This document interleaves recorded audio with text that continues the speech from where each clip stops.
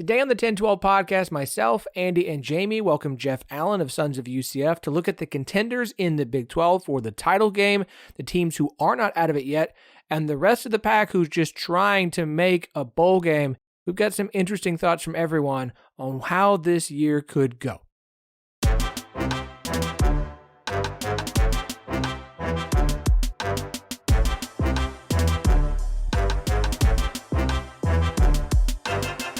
Welcome to the 1012, the podcast that covers all 14 teams in the Big 12 Conference, plus Colorado, Arizona, Arizona State, and Utah. We are the flagship show of the 1012 Network. You can find every show on the network at 1012network.com. That's TEN, the number 12, the word network. And we are partners with Sports Social, Europe's biggest sports podcast network. I am your host, Phillip. Thank you for joining us on this Monday. We are here to do what we do every Monday. We're going to recap the weekend that was a bit. Today, we're going to look at the conference a little bit differently. We have broken teams down into three specific categories: contenders, not totally out of it, and will they make a bowl game? That is the conversation we're going to have today. I will not be doing this solo. Joining me, as they do every week, he is a man that is currently floating on cloud 9. He is Andy Mitz. I am still trying to get caught up on sleep because since Big Noon Kickoff was in town, we got up at 2:30 in the morning to make sure that my kids could be at the front of the pit. So that was a lot of fun. I'm sure you hated that. I mean, it was fun to be there, but when you come home and you're ready to be asleep by 6 o'clock and you literally just walked in the door because the game got rain delayed as well, that's not a good thing. I don't think people are feeling too terribly bad for you, but you know what? Good parenting. She is the vibe queen herself. She is JSJ, Jamie Steyer-Johnson. Yeah, I'm also catching up on sleep. It's because my friend got married on Saturday. So, her brother played football for Iowa State, and so they played Juicy Wiggle at the reception, and I danced with him, and it was great. It was magical. Also, Iowa State won. 10 out of 10, no notes. And joining us today, a little UCF representation from Sons of UCF. He is Jeff Allen. Hey, it's great to be here. Glad for the invite and looking forward to it. Absolutely appreciate every week. And I have having a little guest join us, getting some 1012 network representation. Love everything Sons of UCF do. If you guys aren't listening to that show, the live show on Thursdays, the podcast on Mondays, and goodness gracious. Let's see. There's Around the Kingdom. There's a ton of written content. Y'all are doing a lot of heavy lifting, and the football team so far is not doing its part to help you guys out right now. It would be nice if they would cooperate. I tell you that. At least we have the number one ranked men's soccer team carrying the load for us. So that's kind of helping out a little bit. Not a bad thing. Not a bad thing at all. All right. Well, we have, as I said, three categories to get to. Before we do that, just remember wherever you are listening. If it's a podcast form, leave 5 stars and a review. We would appreciate it. If it's off in YouTube, like this video, subscribe. We would appreciate it. It really does help the show out. It would be fantastic. All right. And also, don't forget to go check out the Patreon. Yes, the Patreon. We're going to get some more stuff on it. It's very awesome. We get some stuff. We don't. Where's this dog article you were supposed to give us? I'm sorry. I had a lot of stuff going on last week. I will make sure I get it this week, though. I promise. A lot of empty holes there. Andy, sir, you know what? I owe you an apology. You were right. This was a terrible weekend of football. Obviously, you had a terrible time. It was a horrible slate of games, just completely unwatchable. Nothing worth mentioning. We just skip recapping last week and move ahead to next weekend. You want to now? Wait a minute. You do remember that I said outside of the game that I was not allowed to pick, that it was a less than desirable slate of football, and I still stand by those words. That's fine. You do you. Poo-poo away. All right, let's start by talking about the teams that we were going to call the contenders the rest of the way. It is chaos in the Big 12. 5 teams at 4-1 in conference play. And let's just talk through this part. In fact, it's not just the fact that Oklahoma, Texas, Kansas State, Oklahoma State, and Iowa State are all 4-1. Kansas State lost to Oklahoma State, who lost to Iowa State, who lost to Oklahoma, who lost to Kansas, who lost to Oklahoma State and Texas, who lost to Oklahoma. I believe a friend of the pod, Allison Renner, posted the tiebreaker rules, and I tried to go through them, and I gave up after about 10 minutes, mostly because I had a 3-year-old calling from the bathroom because she needed help. But also because I immediately was just like, nope, not going to worry about this again until we actually. Somebody asked me, can you explain the tiebreaker rules? Not until we get to the end of the regular season, and I have to actually worry about how they're going to apply. So until then, let's just not worry about it. What we can worry about is enjoying the absolute insanity that we have in front of us in the Big 12. Again, I understand the national narrative of the Big 12 is not any good this year. You did not do yourself any favors in the non-conference by losing to Ohio, losing to South Alabama, losing to Missouri, losing to a number of other programs that don't need to be mentioned anymore. But the idea that the Big 12 is not good or isn't fun or isn't something you should be watching, there are 5 teams in contention, which is going to set up an incredible Week 10. We'll talk about that. But this is crazy. And crazy in a good, fun way, unless you're, at the bottom of the conference. But even then, I've seen people who are like, I hate that my team's not any good, but this is incredible content. Yeah, I have to agree with you there. And matter of fact, I do the Big 12 Minute on the Sons of UCF Live, and I did my segment on, okay, so what do we know about the Big 12?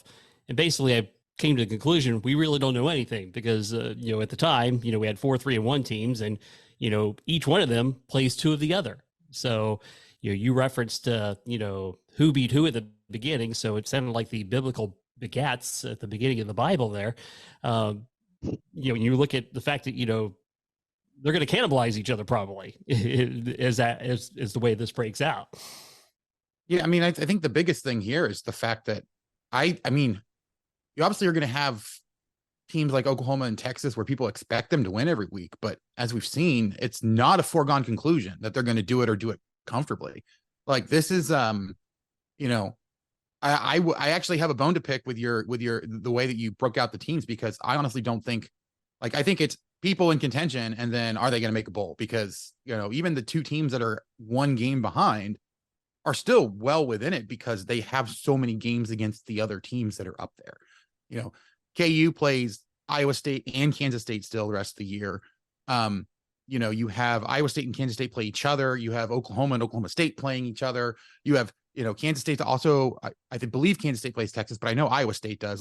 There are plenty of games between these top level programs in the conference that, we could see Oklahoma and Texas each take, well, maybe not Oklahoma because, after Oklahoma State, I believe they play all 3 AAC members, or it's 2 of them and then BYU. But, I think I would not be shocked at all if Oklahoma, if any of the teams that are in the top 7 spots of the Big 12 right now take 2 more losses the rest of the way. Yeah, and you look at that, right out of the chute, we get Bedlam next week, right? So it's, So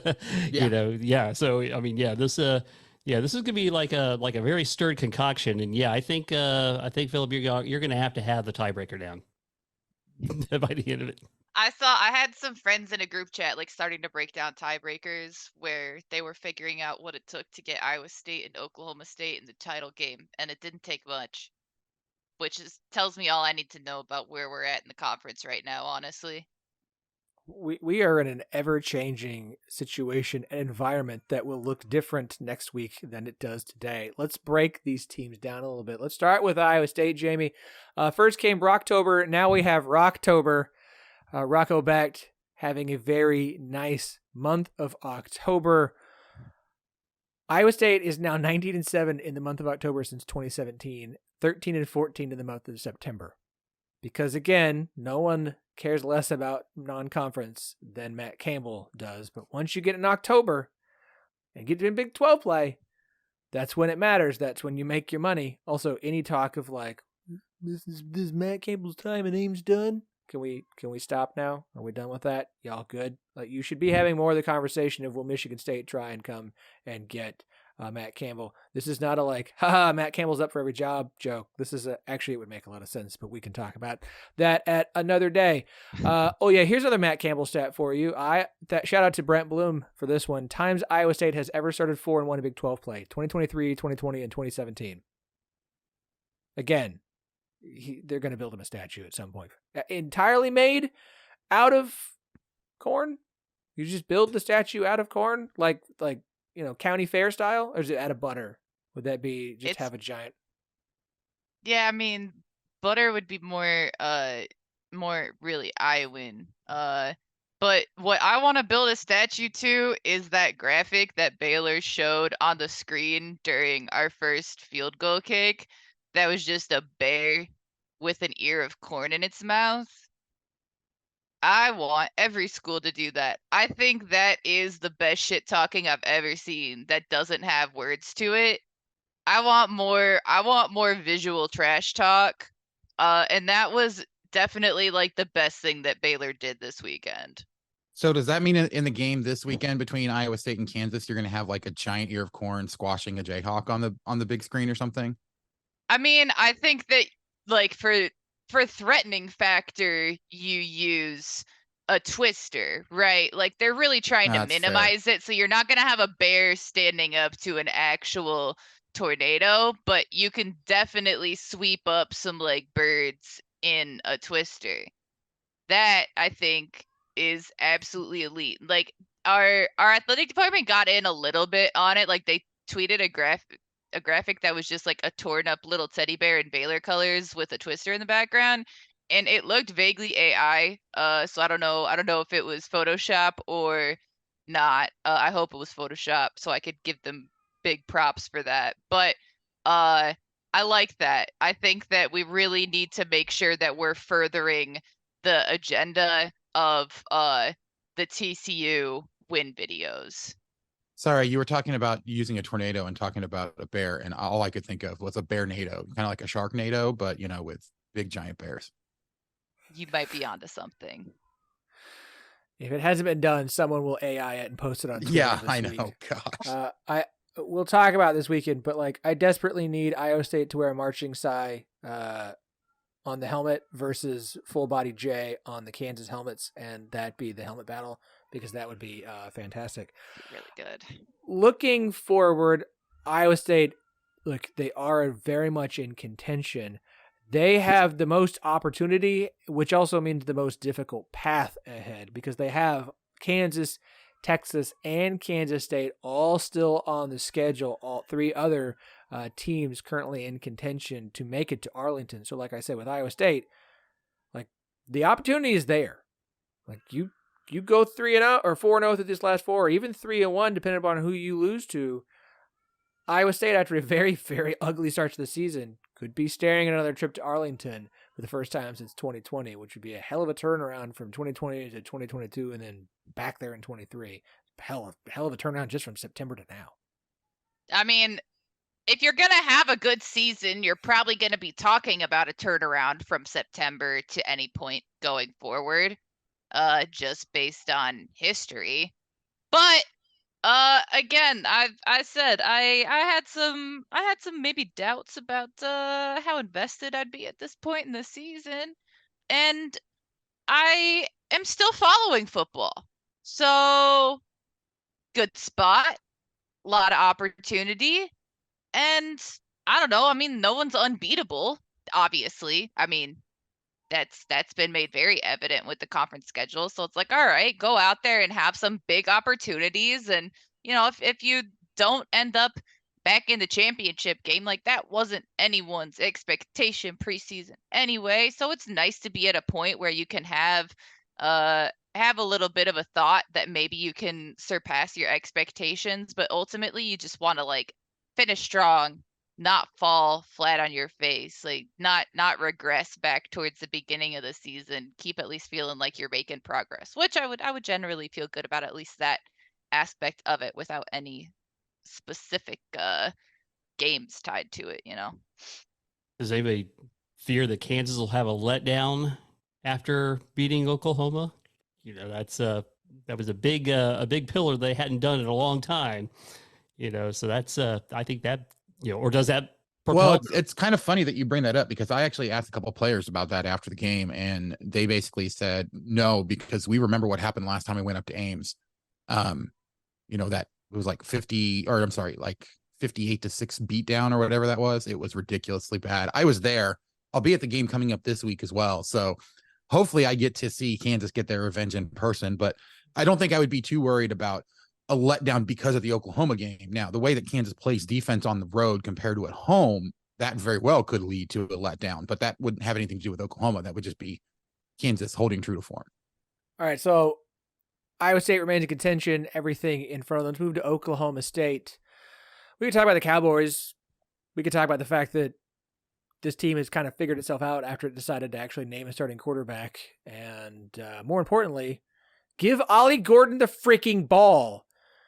He had 19 carries through non-conference and 109 yards. He now leads the country in total yards at 1,087 and is averaging 7.71 yards per carry. That's back-to-back 250-plus yard games. It's just the second time an Oklahoma State running back has ever done that. The first person and only other person to do that would be the guy who has a statue outside of the stadium. That would be one Mr. Barry Sanders. Ollie Gordon has been tearing teams up. We came into the weekend Cincinnati being one of the better rushing defenses in the Big 12, and Ollie Gordon basically outran most of the teams that they have faced against that Cincinnati defensive line. And he might get 350 against UCF. Yeah, It has no run defense at all. I was going to say, I mean, after what Kansas did to them and, having two running back or almost three running backs getting 100 yards rushing, Ollie's going to go off. I mean, I wouldn't put 400 past him at this point. And just looking at OSU, I mean, it's been a complete and total turnaround, specifically on the offensive side of the ball. Not just because you gave the ball to Ollie, because you picked Alan Bowman, which allowed the offense to kind of figure things out. The offensive line has stayed relatively, knock on wood, healthy compared to past years. The offense seems to have found a rhythm, and I want to give a lot of credit to Brian Nardo, defensive coordinator, coming up from D2, first year as a D1 defensive coordinator, and I think he's done a very good job. If you go and look at games, yes, the Cowboys will give up some big plays early, but they've made necessary adjustments, especially at halftime, and have done a really good job in the second half of games of slowing opponents down. Looking at OSU for the rest of the season, look, it's a weird thing to say they have I'm going to use air quotes, which you can't see because this is an audio format. They have the air quotes easiest schedule of the contenders remaining because they have three of the newcomers on the schedule, UCF, Houston, and BYU. I use the air quotes because, OU is next week, and the running gag is anything can happen in Bedlam. OU could win by a large amount. OU could win by a little amount. OU can win by a medium amount. So it's one thing to say it's the easiest. It's another thing to say it's the easiest after Bedlam this week, and they have to face a team that they don't really do all that well against. Thoughts on OSU moving forward? Well, I think it's they're coming in hot this week. Having won 4 in a row. I think beating Oklahoma could certainly propel them to Arlington. Yeah. I think. I mean, I think this is one where I would honestly be more concerned about a letdown for Oklahoma after the way that they played against Kansas, just because, you saw some pretty rough things from the Sooners. I think it was the first time that their defense really struggled. While UCF was able to kind of come back and, make that a game, I think a lot of that was Oklahoma shooting themselves in the foot and UCF ready to pounce on it. Whereas there were times where the Kansas offense just absolutely obliterated what Oklahoma wanted to do. I think that Oklahoma State has the same capacity to be able to do that, especially with the running game. Oklahoma is not good at all with rushing defense. And UCF proved that as well. Yeah. Well, right. But you also go up against Ollie Gordon. That's probably the one person I don't want to face after I, give up 2 really bad back-to-back rushing performances. So, I mean, yeah, you talk about the history, Phillip. I know you as an Oklahoma State fan are just kind of weary about that game in general. But, this is one that it feels like, even though Oklahoma is heavily favored, and I think a lot of people are assuming that they're going to bounce back, I've been hearing people talk up Oklahoma all year long, and they looked horrible against UCF, and were still able to barely pull out the win at home. And then, yeah, they have a talented offense, but that defense is nowhere near where people are thinking that it is at this point. So, it's going to be a fun game. It's going to be an entertaining game. I was surprised that it did not get selected for either of the 2 national pregame shows. But I still think it's going to be a lot of fun to watch. Yeah, it is interesting to realize that you have to go back to Oklahoma beating Texas to actually have any kind of solid performance out of them. You go from that to being on bye to, like you said, barely eking one out against UCF and then losing. That's, I mean, not exactly a terrific stretch there. That's you're going back like a month since they've played well. So I mean, obviously they're fully capable of coming back into their earlier season form, but it's far from a foregone conclusion that that's what their identity is going to be going forward, really, because it's once something doesn't happen for that long, I mean, it's not like it's an anomaly. It's been 2 games. That's Well, not only that, but you look at like the early part of the season, right? Like the big knock on Oklahoma coming into the game into the Red River rivalry was they haven't really played anybody. right. You know, the only good unit that they played prior to the Texas game was the SMU offense. Supposedly, they were able to hold the SMU offense down, but their own offense struggled mightily with SMU until the late game, and they were able to, turn on the Jets at the end. They have not really had the kind of performance that you would expect, week after week for a national title contender. A lot of people were talking about them as a CFP contender. I think the last 2-week stretches kind of show that they have severe issues for CFP contender, but there's such a logjam in the Big 12 that, I mean, I still think that they're easily a contender for the Big 12 title. It's just a matter of they're not as far and away as, better than everyone else in the Big 12, like a lot of people were talking about them. So let's use this to talk about Oklahoma, because you were talking about these things, and I want to shout out Bill Connolly of ESPN. He put out his big preview on Friday, and these are numbers before the Kansas game. So keep that in mind. OU's first 4 games, their average opponent's offensive S&P Plus ranking was 79.3. The 3 games before Kansas, which was Iowa State, Texas, and UCF, that jumped up to 38. So 41 spots higher. So let's go through the defensive numbers for Oklahoma. First 4 games of the season, offensive or points allowed per drive, they ranked 2nd. The last 3 games before Kansas, they ranked 49th. Yards per play around, 18th in the first 4 games, 89th the 3 before Kansas. Percentage of plays gaining 20 plus yards, 47th in the first 4 games, 102nd the 3 before Kansas. Percentage of rushes gaining 10 plus yards, 10th through the first 4 games, 98th the 3 games before Kansas. It is more like last year than I think we really wanted to give credit for until the bye week. Of once they played better games, and we knew the non-conference was bad. But once they started playing better teams, like the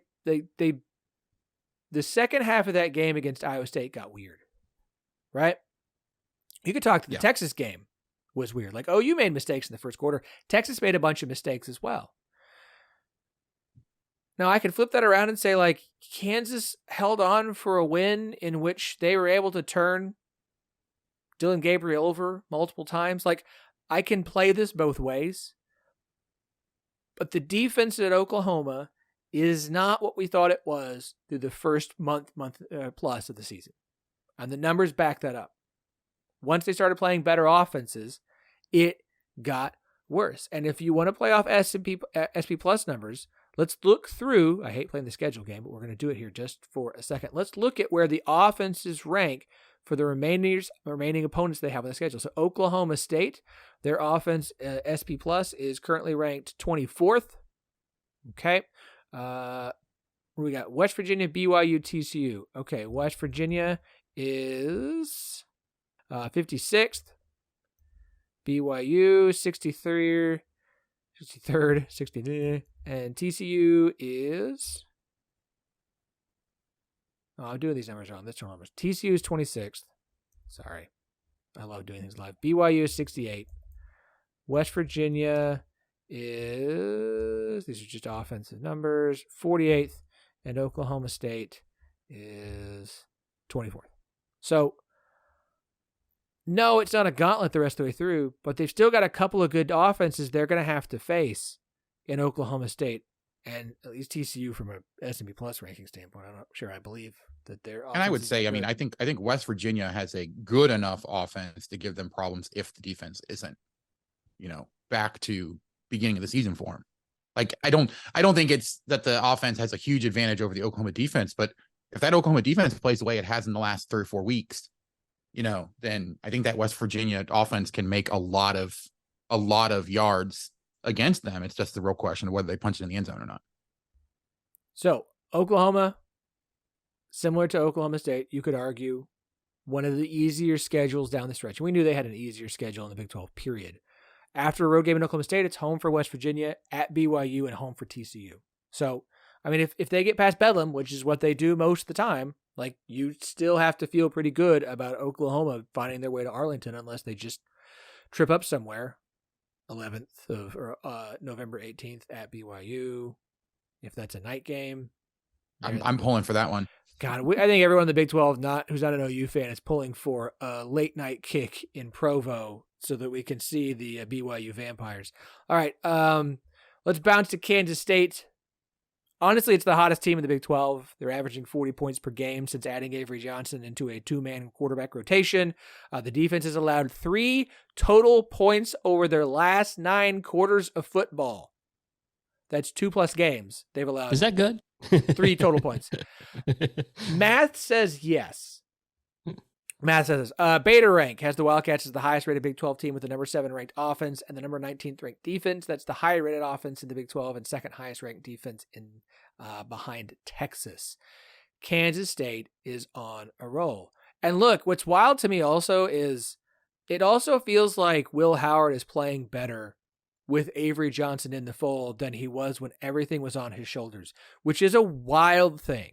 Typically, when you see stuff like this, you don't see the other guy who's lost time play better. But it seems like he's almost allowed to be a little bit freer and looser. And he's played better, not having to have so much responsibility. I mean, it kind of lines up with some of what we saw last year as well. Like, the Kansas State defense is bowed up. We can talk about the opponents.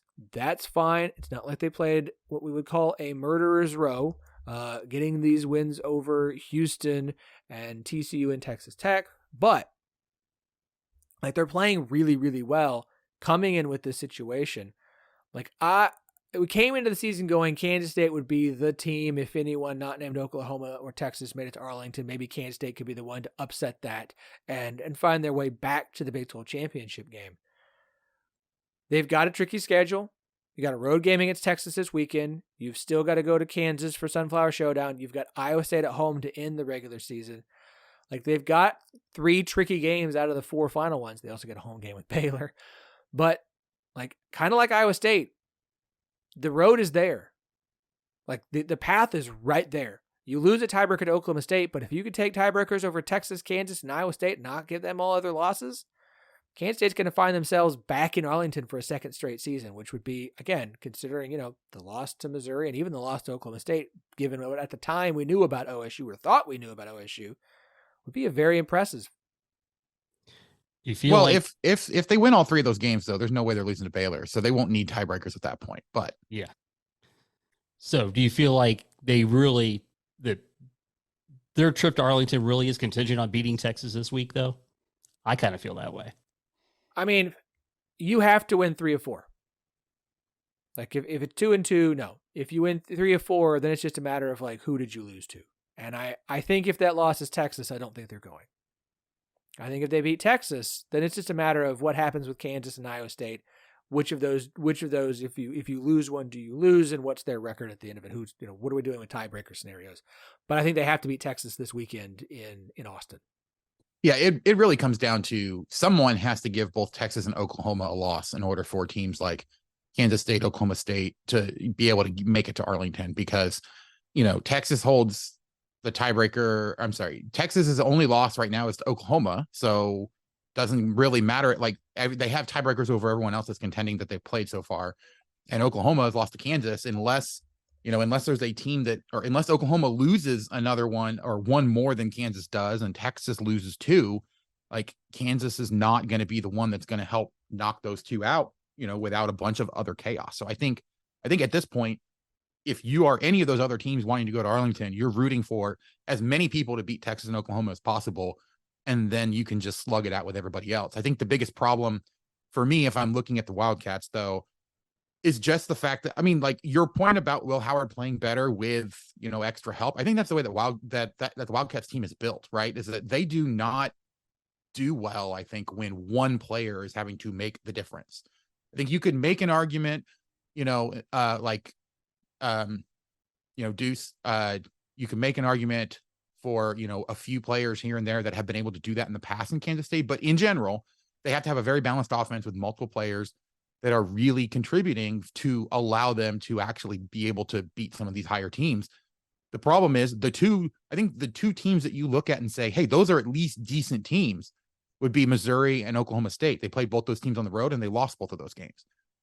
Until they actually play somebody that is considered to be a good team and come out with a victory there, I'm worried about what's going to happen the next time they play a good team. Obviously, we'll learn a lot about them at Texas. If they can keep that game against Texas really close, even if they lose, and it's a super close game, down in Austin, I think you feel pretty good about what they can do. But I think that there's still a legitimate reason to be concerned about how they can finish out the season because they've had that huge resurgence against teams that have severely disappointed this year.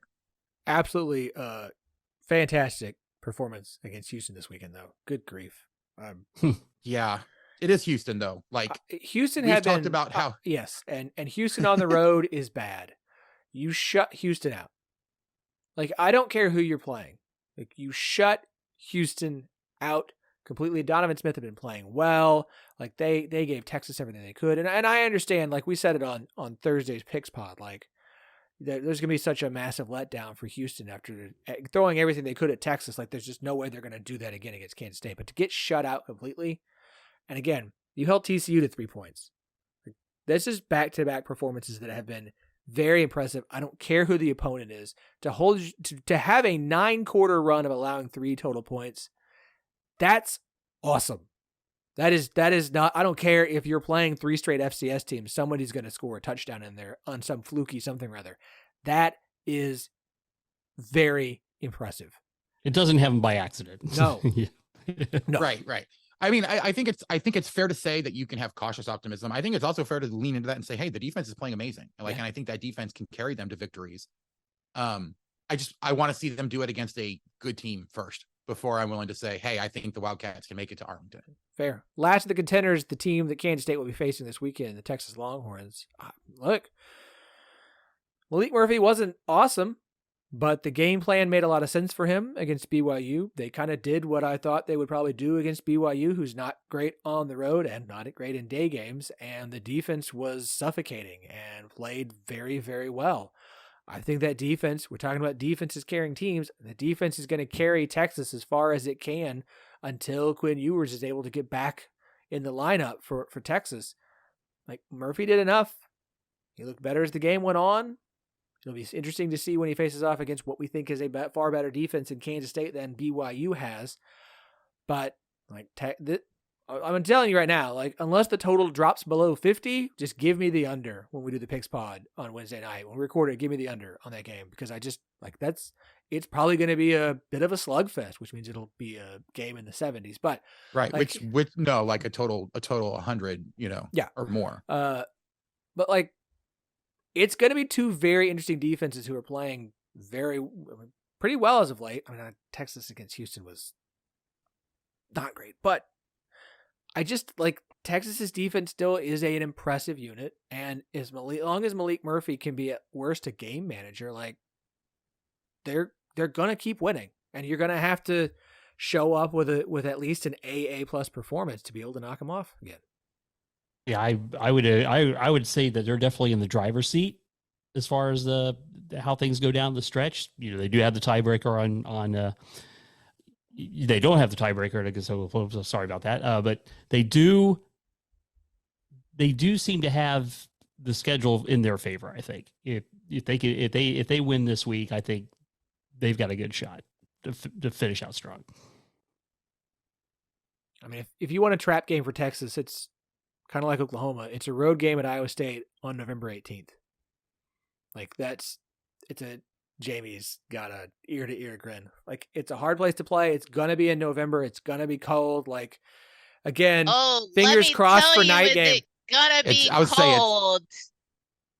Oh my God. We're finally going to see 50s and 60s again this weekend because it's been back in the 30s for days. I can't do this anymore. Why do I live here? Man, it's going to be so warm for Kansas, considering it was, in the 30s and like 35s. Yeah, no, with it's actually, rain this last week. well, It's going to be I mean, nice. the day is going to be nice, and then it's going to get back into like the low It'll be the 40s, mid high 40s. 30s, Yeah. but y'all are Yeah. used to it like that,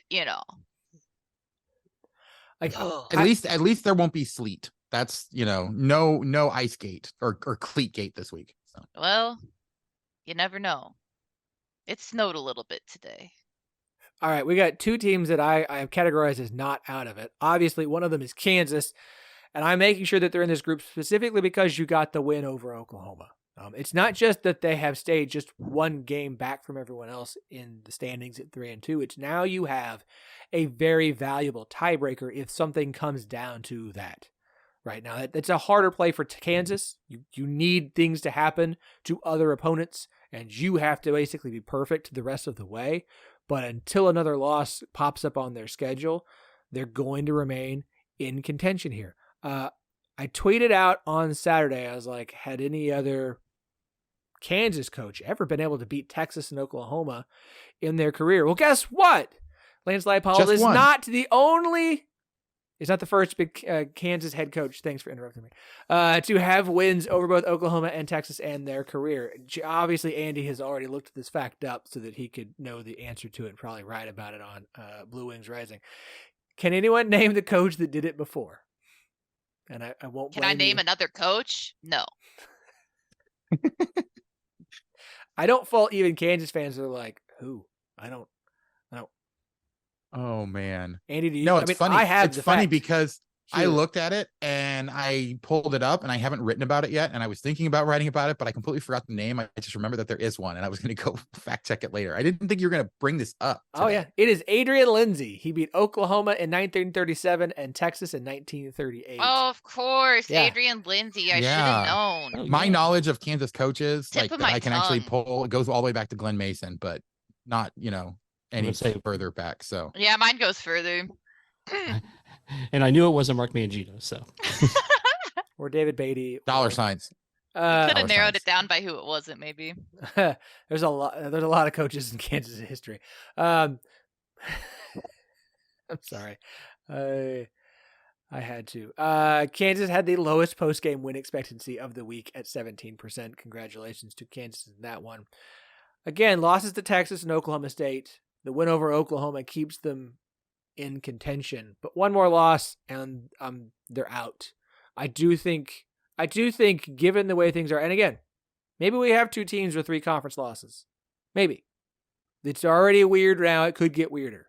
It does feel like a team that finishes with 2 losses in conference play is going to be the teams that find their way to Arlington, unless someone just doesn't lose again, which would be impressive. Kansas has road games at Iowa State this weekend. Should be fun. Texas Tech, Kansas State, and then a road game at Cincinnati. So not the most difficult schedule closing things out, but Iowa State and Kansas State, especially a road game at Ames, are not going to be easy. The other team we're saying is not out of this yet, because technically they're just 3-2 in conference plays. West Virginia, 5-3 overall. Make sure and listen to the Raspy Voice Kids recap on this one. Brandon did a fantastic job, as always. Like, I'm putting them here because technically they are not out of it. But they soon will be, and that's not sour grapes talking on my end. well, like you don't have a win. What Kansas has a win over a team in contention to give them a tiebreaker help. West Virginia doesn't. They lost to Oklahoma State. The only other one they're even playing is OU. Like, they don't play Texas. They don't play Iowa State. They don't play Kansas State. And so it's the 2 teams from Oklahoma. They've already lost to one. You've got the loss to Houston. I am thrilled for West Virginia to get the win and get themselves back towards, like, getting to bowl eligibility. Doing what they did in Orlando was fantastic. But, like, I'm putting West Virginia here because they're not technically out of it. But I'm not going to I'm not going to overreact to the win over UCF and say, like, well, they've turned things around. It was a 2-game slide. They're going to win out and get to Arlington. Like, I would probably pick them to beat BYU this weekend. We'll figure that out come Wednesday, but you've got to go to Oklahoma. Like they're here till they lose again, and then it's done. Right. Like I think the thing here is that they don't have the opportunity for tiebreakers, because I still think that they have an opportunity to go 3-1. And if all of the ridiculousness happens that you're talking about, and, you potentially have 3 teams that are tied with 3 losses, or, 5 teams that are tied with 3 losses or something ridiculous like that, that are fighting for that second spot, they could easily go 3-1 if they, I think that they can beat BYU at home. They can beat Cincinnati at home, and going to Baylor. Like, those are 3 games that I would probably chalk up to them winning. The problem is, the only other chance you have for a tiebreaker is against Oklahoma, and you have to go on the road to Oklahoma. And, the prospect of Oklahoma either coming off of back-to-back losses and then losing again to West Virginia, or Oklahoma finding their footing after winning a Bedlam game and then having a letdown against West Virginia, I don't think either of those are very likely. And so, West Virginia has to win that game against Oklahoma to even stay in it. And even then, I don't know if it's enough for them to stay in it, even if all the other craziness happens. West Virginia can go 3-1, and I'm not going to tell West Virginia fans how to feel, but I feel like an 8-4 season in Morgantown would be a positive thing and a reason to maybe buy in on Neil Brown just a little bit. It'll buy him another year, so you might as well. It'll stay his execution as a coach. I mean, the buyout's still high enough that at this point, gosh, I know. Probably that execution is staying, especially once he gets that 6th win. And they're going to get a 6th win with BYU and Cincinnati both home games better. And a road game at Baylor. Like, they're going to win one of these Final 4 at least. And I'd be shocked if they did worse than 2-2. So they're going to get. I could see BYU beating West Virginia though. Of the final 4 games, I would be shocked if they went 1-3.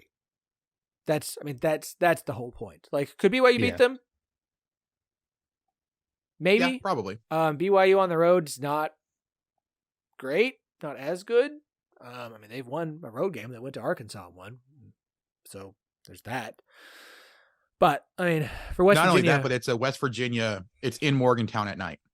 The Vampires. I don't know if the rule applies with BYU on the road after dark. I'm going to have to ask an expert to see if that translates.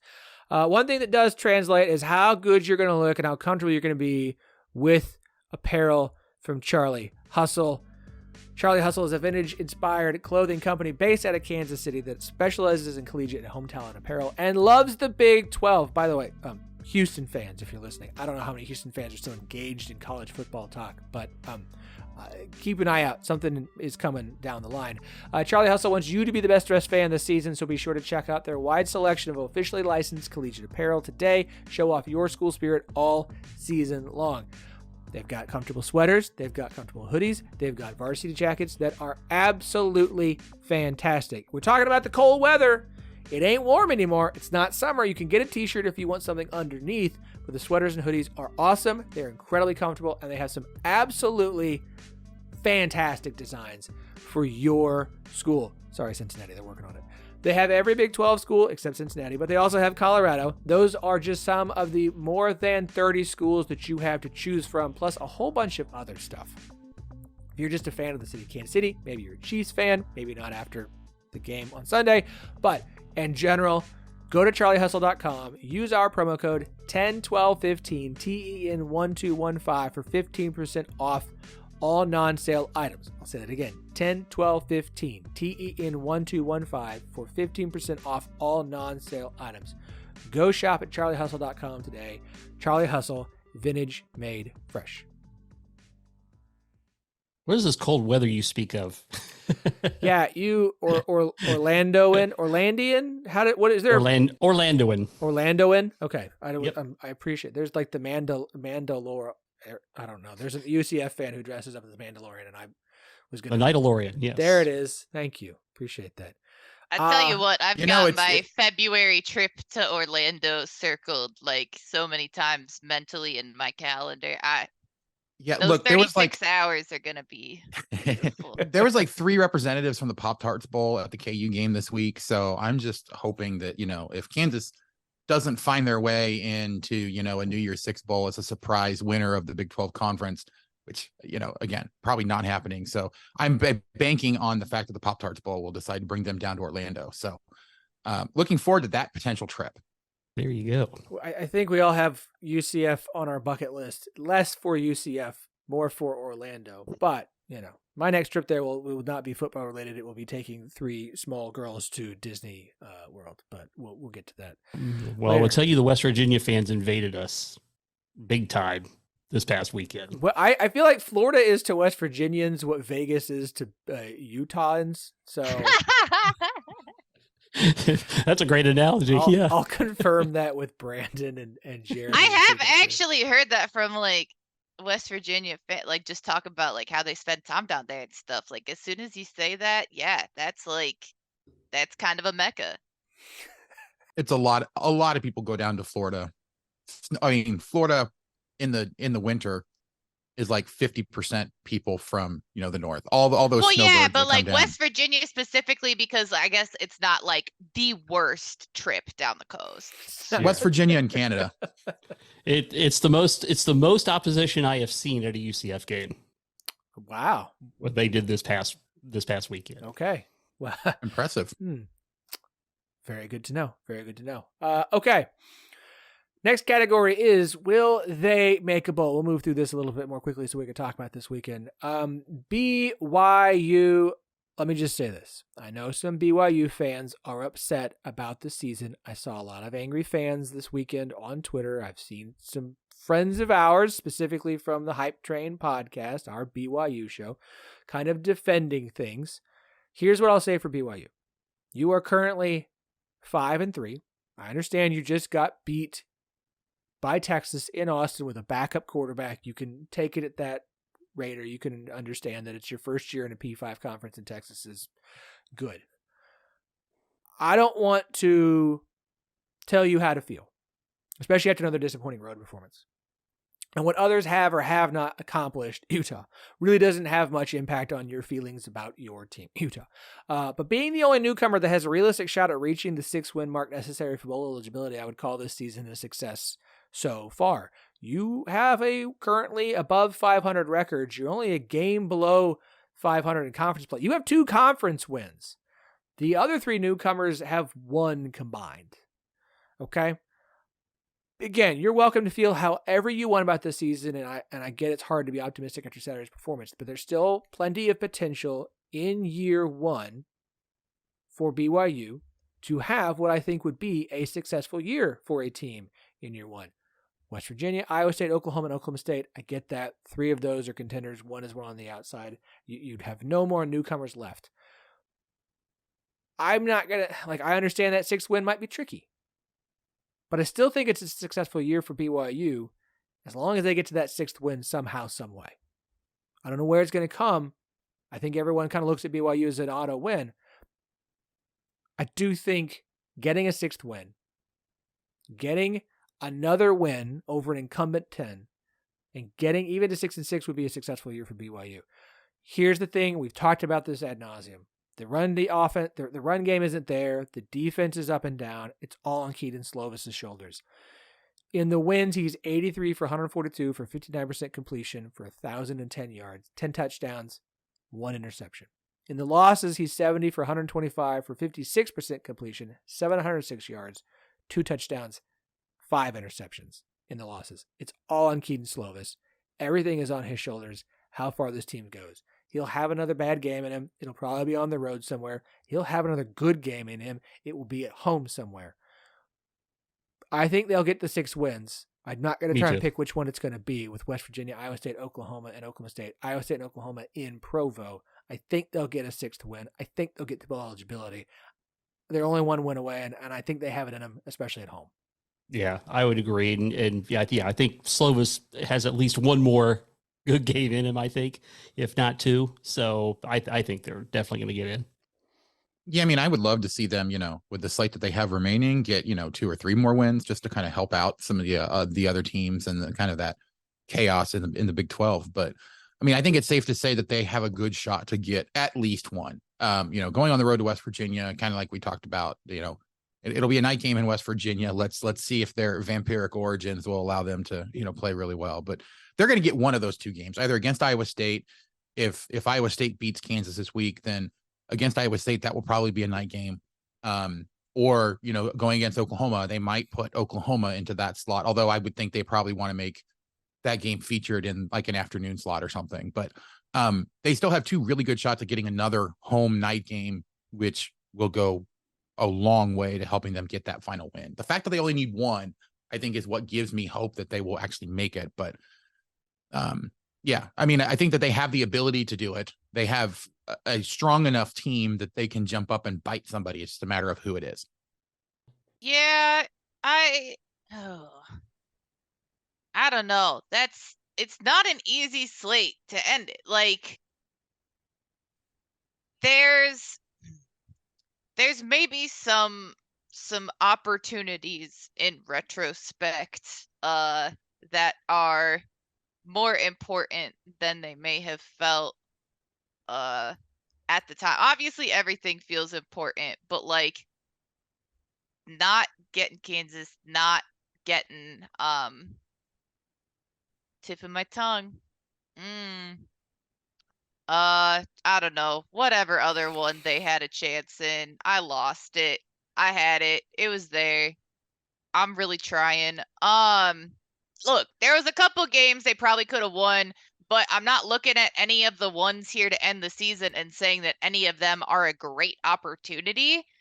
And none of them line up perfectly to be like a trap game for anyone. So I think that there's a very real possibility that they lose out. Like, that's just, the schedule is not lined up great. You're not playing any of your other fellow newcomers here to finish out the season, anything like that. Like, that's just, it's a really tough spot to be in. Yeah, I mean, I think BYU screams to me kind of similar to like what I was talking about with Kansas State, in that they haven't played extremely well against the good teams on their schedule. Mm-hmm. I don't think they had a shot against TCU, against Kansas, or against Texas. Like, in all those games, they were severely outclassed in a lot of different ways. They were able to make it close against Kansas, towards the end, kind of get back into the game. But at that point, Kansas was up by, I think, 3 scores at one point, and they were trying to come back, and Kansas just ran out the time on them. So, but I think what it really does come down to is just the fact that they only need to get one win. They have shown enough good flashes against, against a Cincinnati team, or going on the road and beating Arkansas, who isn't absolute garbage this year. They're not as good. I think it's a lot of people thought they were, but they're still a decent SEC team. Big win against Texas Tech. They are kind of like Kansas in that they're a much better team at home than they are on the road. And so the fact that they have two really, they have two, I think, decent shots to put up a good game against, two teams at home, I think gives them an opportunity. And if you can get one of those as a night game, like it's going to be extremely difficult, I think, to win. I'm sorry, for the team coming in to win. TCU is who I lost, that like they were completely outclassed in the game. Like, there's some games that you look at that it's like, oh, seeing how they have played at times, maybe that should have been a game, and they didn't do it. So I don't really have a lot of trust that they're suddenly going to be able to do that down the stretch, but maybe a home game really would make that much of a difference. Kelly Ford hasn't updated his stuff as of Sunday night at 9 p.m. Obviously, that's a quick turnaround. At the moment, Iowa State is the game he gives BYU the best chance to beat. It's only a 47% chance. After that, it's 38% chance at West Virginia and 33% at Oklahoma State. So they're not going to be favored in any game moving forward.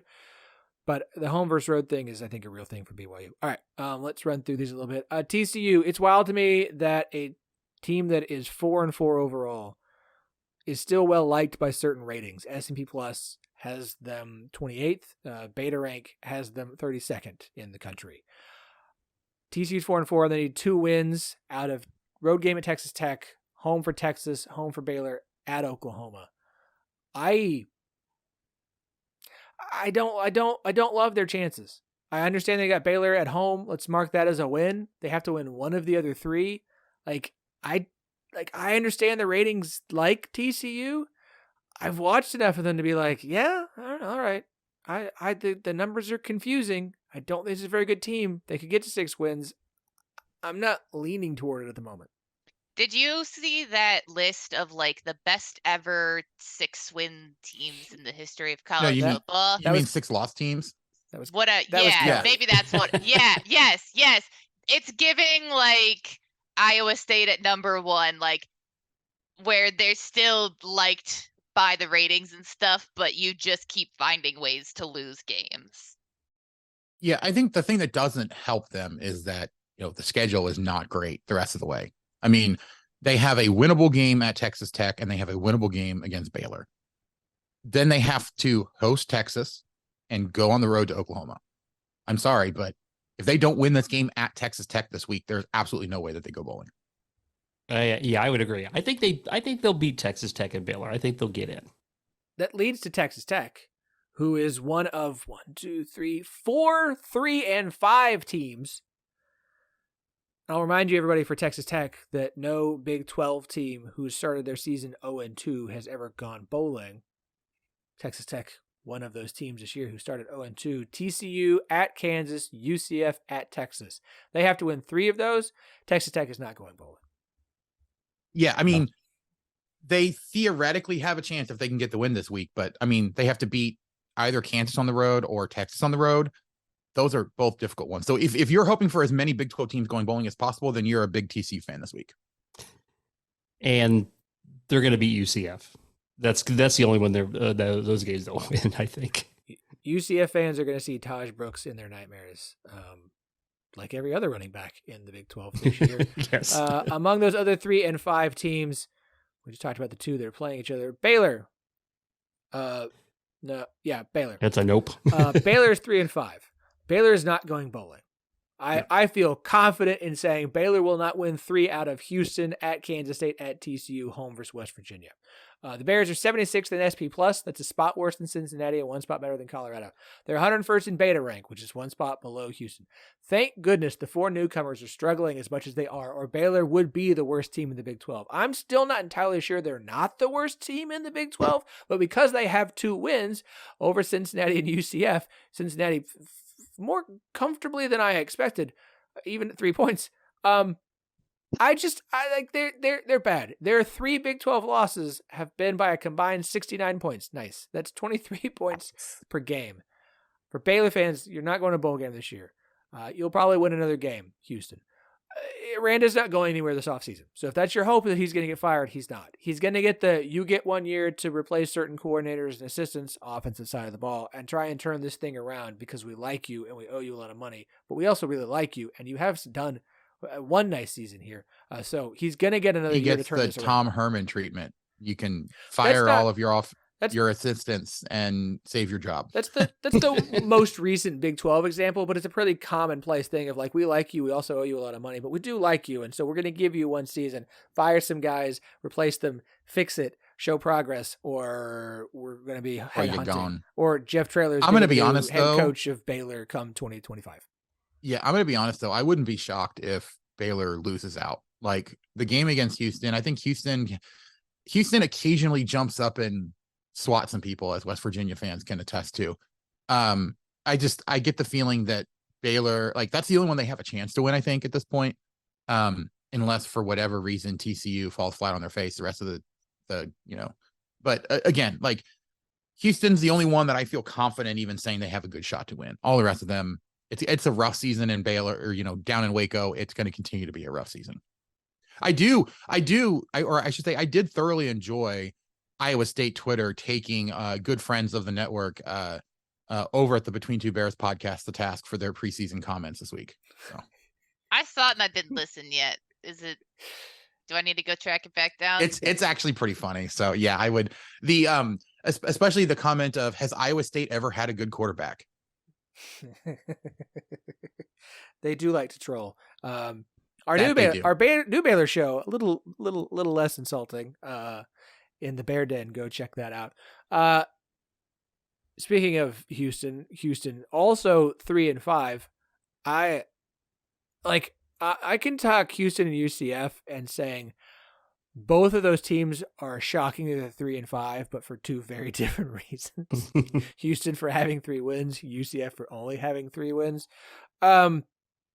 Houston has at Baylor, Cincinnati, Oklahoma State, at UCF. They've got Baylor. They've got two of the newcomers.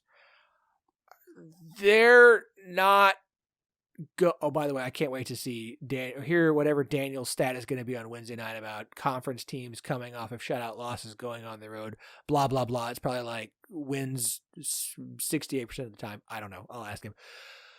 Houston's not going bowling, but with Baylor and three of the other newcomers on the schedule still, I can't believe I'm going to say this. Donovan Smith's been playing so well. I'm not going to I'm going to say it. I think I might give Houston the best chance of the 3 and 5 teams to go bowling just because of the way the schedule stacks up.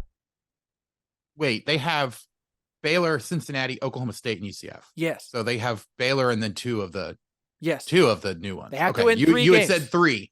Right. Sorry, I was in my head. Baylor sucks, so I was including Baylor. Could win possible games. Clip it.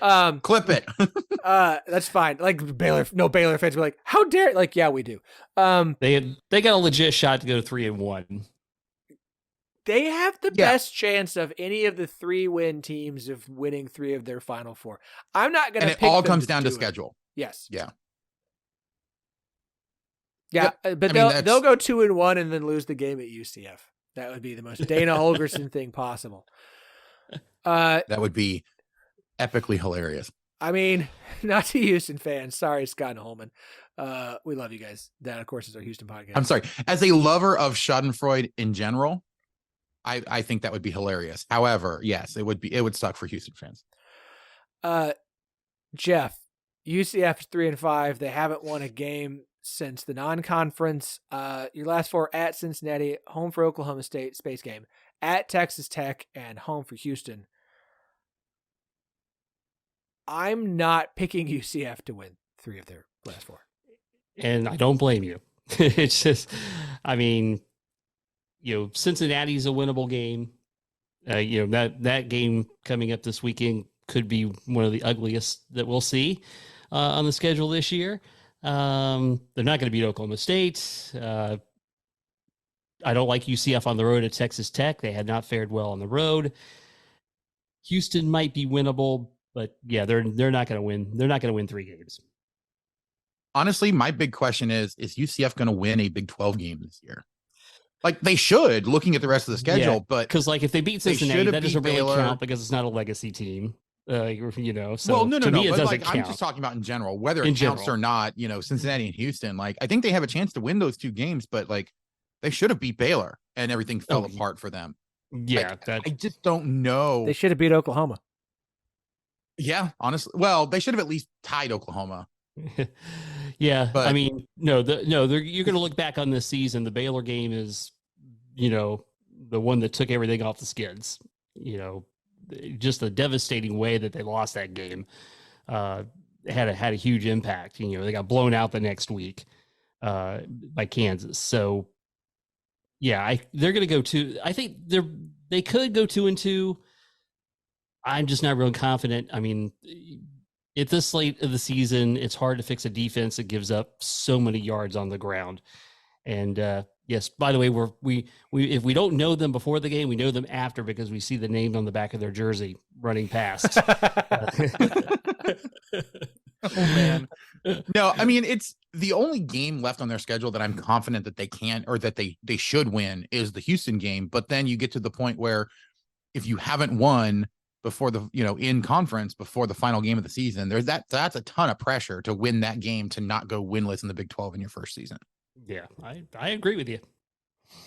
Having to play Ollie Gordon and then Taj Brooks in back-to-back games is that's something. That's going to be rough. Cincinnati is 2-6. Cincinnati will not win their last 4 games to go bowling. They have UCF at Houston, at West Virginia, and Kansas. It doesn't matter who's on the schedule.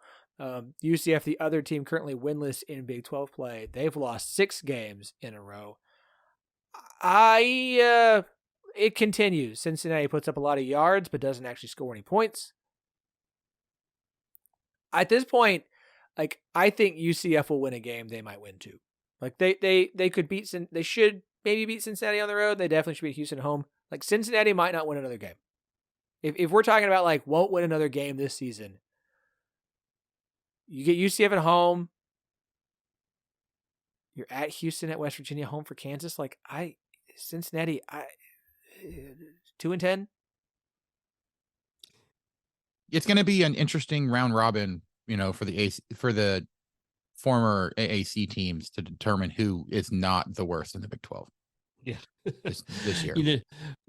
And I look, you can tell I've lost confidence in my team because I would not be surprised if we lost it at Cincinnati. It would not shock me. I think we should win. It would not shock me if we lost.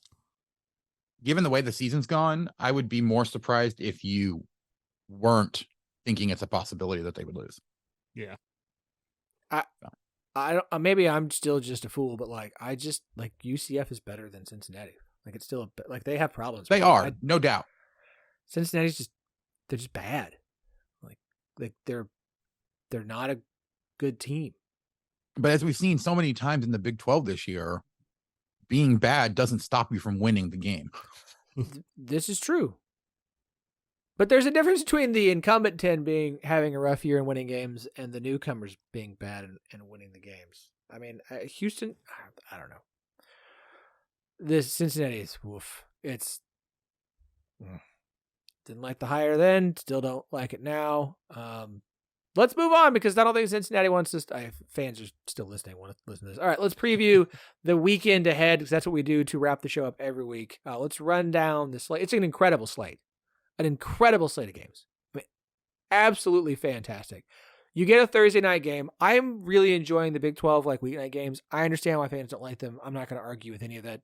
Please understand this is a purely selfish reason to be able to sit down and just watch a game and focus on two Big 12 teams and not be trying to hop back and forth between channels all day. But TCU at Texas Tech on Thursday night, 6 p.m. kickoff on FS1. Saturday, Texas hosting Kansas State for big noon kickoff, big noon show for Fox, 11 a.m. 2:30. We got 3 2:30 games. Bedlam on ABC at 2:30. You can watch that one. ESPN Plus will have Baylor versus Houston. FS1 will have UCF at Cincinnati. Bedlam. And then 2 6 p.m. kickoffs. You get Kansas at Iowa State on ESPN and BYU at West Virginia on FS1. Looks like FS1 is going to be loaded with Big 12 this week. It's hard to do the pick the game that's most important that's not, because there's Bedlam. They're all important. There's Kansas State at Tech. But even if they're not important, you have 3 games matching up contenders between Kansas at Iowa State, Kansas State at Texas, and Oklahoma State. You've got TCU and Texas Tech both needing this win to keep bowl eligibility alive. You've got Houston at Baylor, which thank you for even Baylor and Houston fans are thank God this is on ESPN Plus that nobody has to watch this. And then Baylor or BYU West Virginia is a sneaky, interesting, and fun game. Also, it's the 2 furthest teams I think apart. Or is UCF be further away from Provo than Morgantown? I forget. I did the math. I don't want to look at it. Pretty sure it's UCF and BYU. That might be it. But yeah, but it's not that much further than West Virginia. It's a whole weekend of games that at worst are interesting stories like Baylor Houston. So let's just do what we do. I'm not going to sit here and reinvent the wheel. Andy, you can't pick Kansas Iowa State. Well, the only game that I'm hoping I'm going to get to watch Bedlam because it'll be on at the tailgate while I'm waiting for, Kansas Iowa State to start, but I won't be able to watch the end of it. So the only game I'm actually going to get to watch from start to finish is going to be that Thursday game between TCU and Texas Tech. But if I'm, following a game, the one that I'm probably the most interested in is the Kansas State Texas game, because that will tell me, is Kansas State good? Are they as good as they have appeared in the last few weeks? And how they play in this game, whether they win or not, is going to determine how big of an impact they have on the Big 12 race the rest of the year. Texas has struggled recently with, they struggled on the road at Houston. They have not played up to the quote unquote Texas standard that we expected. Although I think those of us who have watched Texas over the last few years are kind of not that surprised that Texas hasn't, been the consensus top 3 team that a lot of people thought they were going to be. But I do think that this is a good opportunity for Texas to show that they're going to be able to keep the Big 12 championship run alive without Quinn Ewers, because I'm not sure when Quinn Ewers is actually coming back. The last I heard, there's a good chance that he'll be back for the Big 12 championship, but probably not before. Jamie? I mean, I'm honestly kind of with you as far as K-State, Texas. It's interesting. Hopefully it should be a good game. It's on at a time that I could watch it. Beyond that, it is hoping that Drake pounds Indiana State, who is currently 1-12 in conference play, knock on wood, so that I can get out of there by like 6:15 and go home and watch football for Iowa State. So what you're saying is I'm not going to see you at the tailgate. Dang it. It is unlikely. I would imagine if you're trying to get out of a game, You'd have to be out there real early, and I would have to make the decision to come to Ames earlier in the day, which I might do, but I haven't settled on. But if we're talking like 4 o'clock, it's a 4.5 hour drive from Kansas City, and yeah. Just stop by Adele. Just give it a drive by, and then you're good. I'll just wave out the window. Hi, Jamie. Yeah. Just let me know when you're coming by the highway, and I'll wave your direction. Yeah, there we go.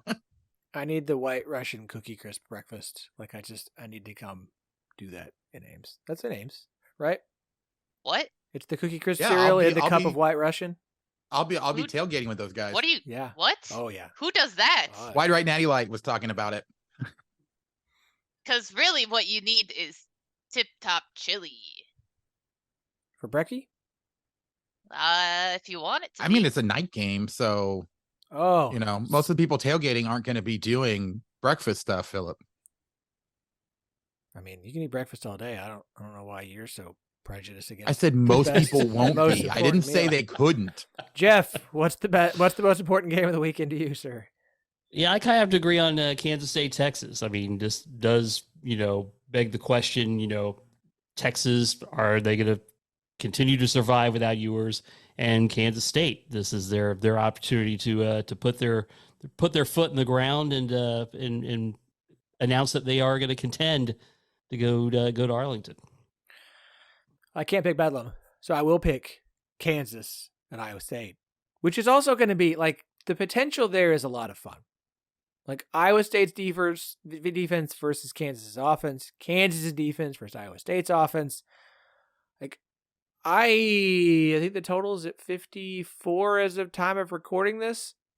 Like I'm not one to typically pick an over in an Iowa State game, but I would say that honestly, that feels like an over to me, and that feels like a pretty easy over. Yeah, that feels a little low. Feels a little low. Yeah, it's 50. It's 54. The Texas-Kansas State total is dropping, and I hope it stays about 50 for Thursday so I can take the under, because otherwise I'm going to be taking it over. But, man, that one's going to be a struggle. I mean, I think Kansas-Iowa State should be fun. That should be a fun game. I'm not sure I know who's going to come out the victor in that one. I recall last year's 1-point, ridiculously insane Kansas victory. This should be a fun one. It should be a fun one. Of course, Bedlam's going to be awesome. Kansas State, well, I say awesome. I'm just kidding. That's a OU coming off. No. It's going to be OU coming off a loss. OSU on a 4-game win streak, and they just blew out their opponent last week. That is freaking like classic. Grandma handed it down to you from generations recipe for Oklahoma blowing out OSU. It's going to be either an awesome spanking of Oklahoma State from Oklahoma, or Oklahoma State's going to win, and it'll be awesome for everybody else. In my mind, I'm just going to continue to pretend that the 2021 Bedlam game that I was in attendance for was the last Bedlam game, and none of the other ones since have occurred in football. That's how I choose to remember it, and I'm okay with that. Look, yeah. I want both of us to be able to talk about how we sent Oklahoma out of SEC or out of the Big 12 to the SEC with a loss. Yeah, that's not good. So I am pulling for Oklahoma State. You know what? I even though I think it would be better for Kansas' chances of making the Big 12 title game if Oklahoma actually won that game, but you're a true friend. No, I take that back. because Kansas has a tiebreaker over Oklahoma. So never mind. Oklahoma State all the way. You're a true Gotta friend. like the way the time slots work out for these 3 games on Saturday to go back to back to back. Yeah, I'm probably gonna have my kids drive up to Ames just so that I can watch other games on my laptop on the way. So I mean, let's hope it all works out. What else, why else have kids than to make them do things so that you Right. can watch Why else college have football on a teenagers? Saturday? Right. I mean, I can't make my 4-year-old drive, so that's not really an option for me. All right. This has been fun. It's been great. Jeff, appreciate you hopping on with us tonight. Do me a favor. Where can everybody find the work you do covering the UCF Golden Knights? All right. Of course, we're at sonsofUCF.com. You can follow us on Twitter at Sons of UCF. And also check out our YouTube channel. We got a lot of great content on there as well. So appreciate you having me on. It was a blast. Should have said Citronaut. It's the mascot you guys should make full time. I don't understand the switch. No. Any UCF fan that's on board with that, I have to question. I mean, we took us so long to build the brand of UCF Knights. Changing your mascot in your name would be ludicrous. It just never should have changed the Knights. Agree to disagree.